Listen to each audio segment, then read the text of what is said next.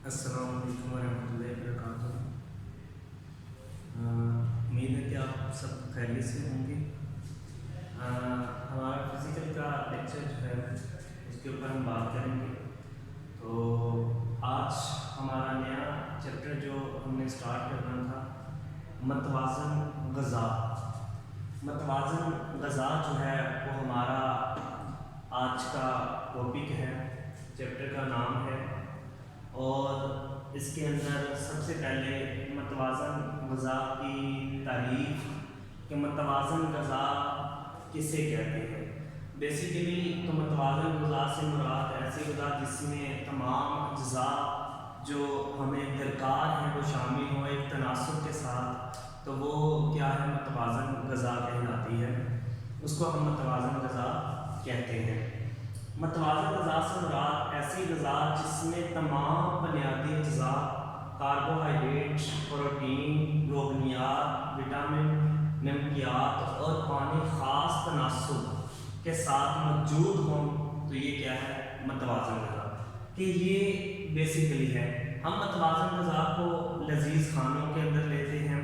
कोई जो है वो खा लिया, रोटी खाना भी मतवाज़न ग़िज़ा नहीं, 3 वक्त अगर रोटी वो भी नहीं, 3 वक्त अगर गोश्त खाया जाए वो भी मतवाज़न ग़िज़ा नहीं है। कि मतलब किसी एक चीज़ की कसरत से इस्तेमाल भी मतवाज़न ग़िज़ा नहीं कहलाता, बल्कि सारी मिली जुली चीज़ों का मरकब उसके अंदर क्या होना चाहिए, शामिल होना चाहिए। मतलब उसमें फल, सब्जियाँ, दाल, गोश्त, दूध, अंडे, दही, मक्खन, ये तमाम चीज़ें अगर उसमें शामिल हैं तो मतलब उसे हम क्या कहेंगे, मतवाज़न ग़िज़ा कहेंगे। तो मतवाज़न ग़िज़ा के लिए इन चीज़ों का होना लाज़मी है। तो उसके पहले दूसरे नंबर पर ऐसी ग़िज़ा जो हमारे जिस्म की ज़रूरियात को सही तौर पर पूरा करे और हमें सेहतमंद रखे, मतवाज़न ग़िज़ा कहलाती है। अब यहाँ पे दूसरी जो तारीफ़ हमने इसकी पढ़ी है, वो दूसरी तारीफ़ ये है कि ऐसी ग़िज़ा जो हमारे जिस्म की ज़रूरियात को सही तौर पर, मतलब जो असल मायनों में पूरा करे, हमें सेहतमंद रखे, फिर हमारे जिस्म को बीमारियों से महफूज रखे, तो ऐसी खुराक को हम क्या कहेंगे, मतवाज़न ग़िज़ा कहेंगे।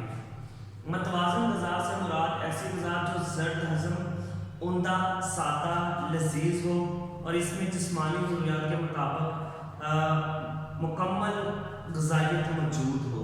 कि फिर उसके अंदर मुकम्मल ग़िज़ाइयत होना लाज़मी है, जिसकी बिना पर हम उसको क्या कहेंगे, मतवाज़न खुराक कहेंगे। कि ऐसी को हम मतवाज़न ग़िज़ा का नाम देंगे। उसके बाद आ जाता है मतवाज़न ग़िज़ा से मुराद वो ग़िज़ा जिससे उम्र, जिनस, पेशे, आबो हवा और जिस्मानी साख्त के लिए दरकार हरारे हासिल हों। कि आपको उसमें से कितनी एनर्जी जो है वो दरकार है, जितनी आपको उसके जिस्म को आपकी ज़रूरत है, अगर वो ज़रूरत पूरी हो रही है तो मतलब उसको ऐसी ग़िज़ा को हम क्या कहेंगे, मतवाज़न ग़िज़ा कहेंगे।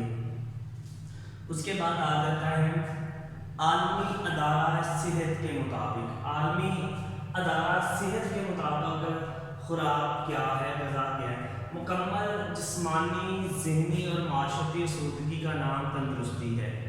अब ये आलमी अदारा सेहत के मुताबिक जो पूरी दुनिया के अंदर तस्लीम किया जाता है, ये तंदुरुस्ती इस वक्त हासिल होती है जब हमारी ग़िज़ा मुतवाज़न हो, इसके में वो तमाम अज्ज़ा मुतवाज़न मक़दार में मौजूद हों, जिनसे जिस्म को मुनासिब मक़दार में हरारत और ताकत मिलती हो।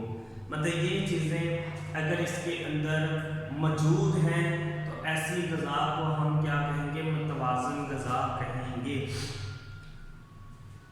उसके बाद मतवाज़न ग़िज़ा अमूमन कम इल्मी की वजह से मुर्ग ग़िज़ा भी कहा जाता है। मतलब मुर्ग जो लजीज हम कह रहे हैं, चटपटी उन चीज़ों को जो सरासर गलत, क्योंकि मुर्ग ग़िज़ा से मुराद ऐसी ग़िज़ा जिसमें रोगनियात की बहुत ज़्यादा मक़दार शामिल हो, जबकि मतवाज़न ग़िज़ा से मुराद ऐसी ग़िज़ा जिसमें तमाम ग़िज़ाई अनासर मुनासिब तवाज़न के साथ मौजूद होते हैं।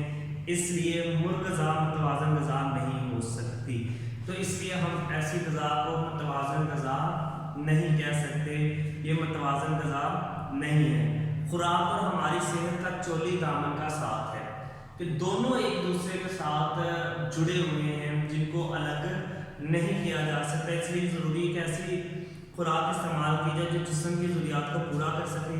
اگر ہم ایک قسم کی خوراک ہر روز کھاتے رہیں تو ہمارا جسم بعض مفید اجزاء سے محروم ہو رہ جائے گا.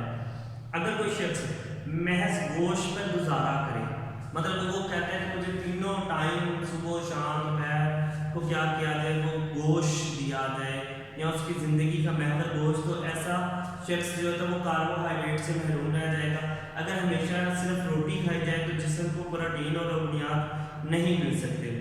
مطلب یہ صرف روٹی پہ ہے کہ جو لوگ روٹی کو کیا کرتے ہیں مکمل غذا تسلیم کر لیتے ہیں تو ان کے لیے بھی پروٹین اور لغویات نہیں ہوتی. صرف چاول استعمال کرنے سے فولاد کی کمی ہوتی ہے. اگر انسان نہ تو محض کاربوہائیڈریٹ کھا کر زندہ رہ سکتا ہے، نہ ہی پروٹین اور نہ ہی لغویات. صحت اور بہتر نشو و نما کے لیے ضروری ہے کہ ذکر تینوں اجزاء کے ساتھ ساتھ وٹامن، نمکیات، پانی بھی غذا میں موجود ہوں. گویا ملی جلی غذا ہمارے لیے نہایت ضروری ہے کہ اگر ہم دیکھیں تو ہمارے جسم کے لیے جو بہترین غذا ہے اس کا ان تمام اجزاء کا یکجا ہونا، اکٹھے ہونا، مطلب یہ ایک مناسب مقدار میں سب کا اس میں پایا جانا کیا ہے متوازن غذا کہلاتا ہے. اب متوازن غذا کے اوصاف ہم نے یہاں پہ جو ہماری مین آج اس کا جو ٹاپک ہے وہ ہے متوازن غذا کے اوصاف. ایک متوازن غذا میں کیا خوبیاں ہونی چاہیے، ایک متوازن غذا کے اندر کون کون سی چیزیں شامل ہونی چاہیے. تو سب سے پہلے غذا میں حرارت ضرورت کے مطابق ہو.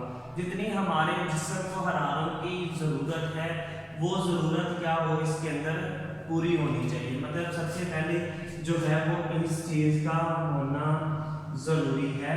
خوراک کے اندر یہ چیز اگر موجود ہے تو ہم ایسی غذا کو کیا کہیں گے متوازن غذا کہیں گے. ایسی غذا ہونی چاہیے جو جسم کے مناسب حرارت اور توانائی مہیا کر سکے. مطلب جتنی ہمارے جسم کو اس کی ضرورت ہے.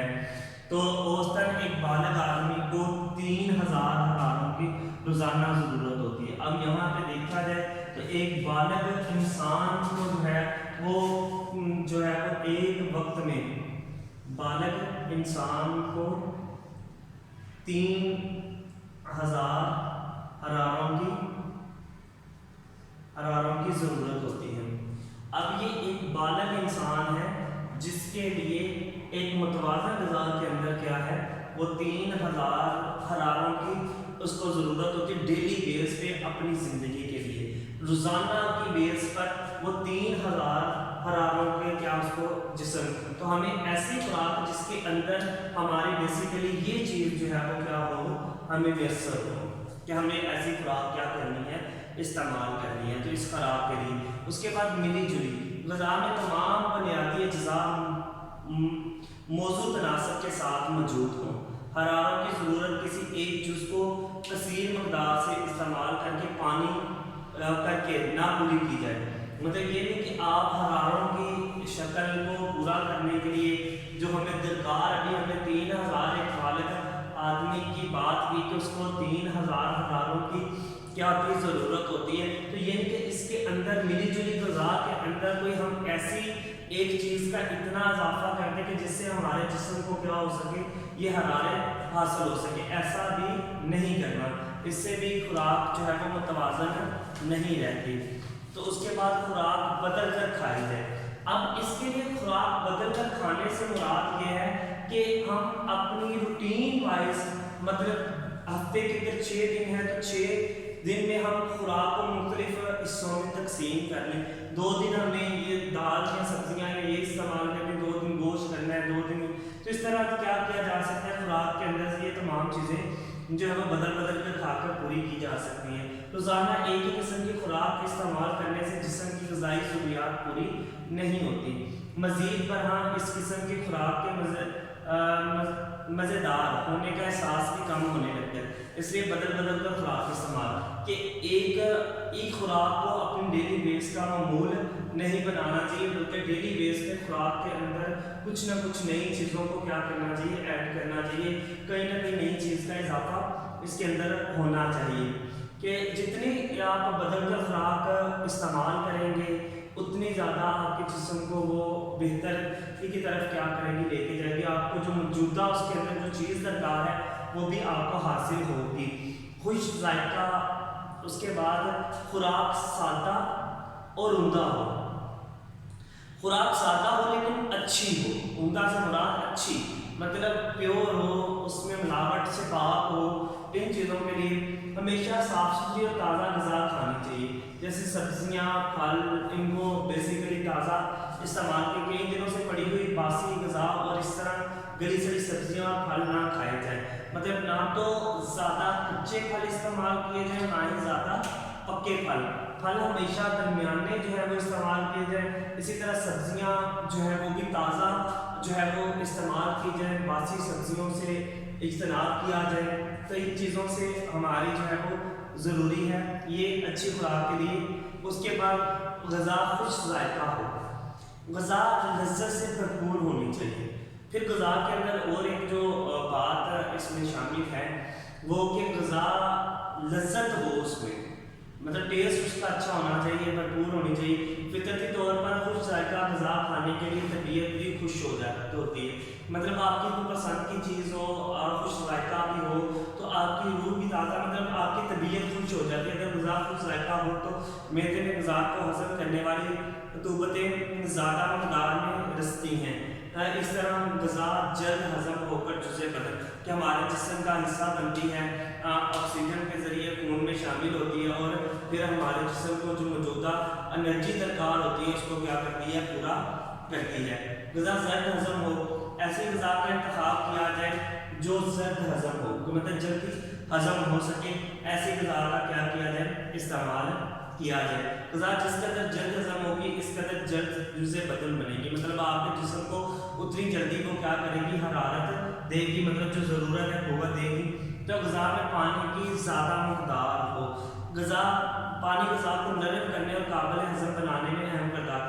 اب دیکھیں خوراک کے ساتھ ساتھ پانی کا استعمال زیادہ کیا جائے، وہ بھی یوز کیا جائے تاکہ پانی خوراک کو جلد ہضم کرنے میں مدد دے. لہٰذا کھانا کھانے سے پہلے اور کھانا کھانے کے درمیان میں پانی کا استعمال صحت کے لیے نہایت مفید ہے. ہاں، کھانا کھانے کے بعد پانی کا استعمال نہ کیا جائے. کھانا شروع کرنے سے پہلے پانی کا استعمال کیا جائے، کھانا کھانے کے بعد جو ہے اس کا پانی کا استعمال نہ کیا جائے. درمیان میں آپ پانی پی لیں. ایک تو آپ کو اس سے یہ آئیڈیا ہو جائے گا آپ کے پیٹ میں گنجائش خوراک کی کتنی ہے. اس کے علاوہ جو ہے آپ کو جلد وہ ہضم کرنے میں پانی کیا کرتا ہے، غذا کو مدد دیتا ہے. اس کے بعد آ جاتا ہے غذا کیسی ہونی.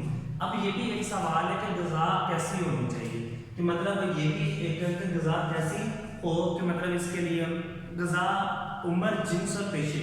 اب دیکھیں عمر، بچہ ہے، بالغ ہے، ایک سخت پیشے سے جو وابستہ ہے، سارا دن اینٹیں اٹھانے والا مزدور ہے. ایک دوسرا وہ فرد ہے جو سارا دن بیٹھ کر کام کرنے والا ہے. تو ہر ایک کی عمر اور پیشے کے لحاظ سے جنس کے عورت اور مرد کے درمیان جو ہے اس کے لیے ان حوالوں سے بھی خوراک کے اندر فرق پایا جاتا ہے کہ تمام چیزوں میں پیشے اور آب و ہوا کے مطابق ہونی چاہیے. پھر پیشہ اور اس کے بعد آب و ہوا، موسم سرد ہے، گرم ہے، کیسا ہے، ان سب کو پیش نظر رکھتے ہوئے خوراک کا کیا کرنا چاہیے، استعمال کرنا چاہیے. یہ بھی اس کے لیے کیا ہے، ضروری ہے. تو یہ آج جو ہمارا سوال تھا وہ ہم نے اس کی ڈیفینیشن کی، تعریف کی. متوازن غذا کیا ہے، عالمی ادارہ صحت کے مطابق غذا کیا ہے. اس کے بعد ہم نے جس پہ بات کی وہ ہے متوازن غذا اور اس کے اوصاف جو ہیں، اس کے اندر کون کون سی خوبیاں ہونی چاہیے، کس طرح کی متوازن غذا ہونی چاہیے. تو وہ یہ ہم نے اس کو مکمل کیا. تو آج کا ہمارا جو لیکچر ہے وہ یہاں پر اختتام ہوگا، یہاں پہ ختم ہوگا. اس کے بعد انشاءاللہ کل اگلے لیکچر کے ساتھ خوراک کی مقدار کا تعین کرنے کے اصول اور کھانا کھانے کے اصول انشاءاللہ جو ہے وہ کل ہم اپنے اگلے لیکچر میں اس کے اوپر بات کریں گے کہ وہ کون کون سے طریقے اور اصول ہیں. تو تب تک کے لیے اللہ تعالیٰ آپ کا حامی و ناصر ہو. انشاءاللہ کل اگلے لیکچر کے ساتھ آپ سے ملاقات ہوگی.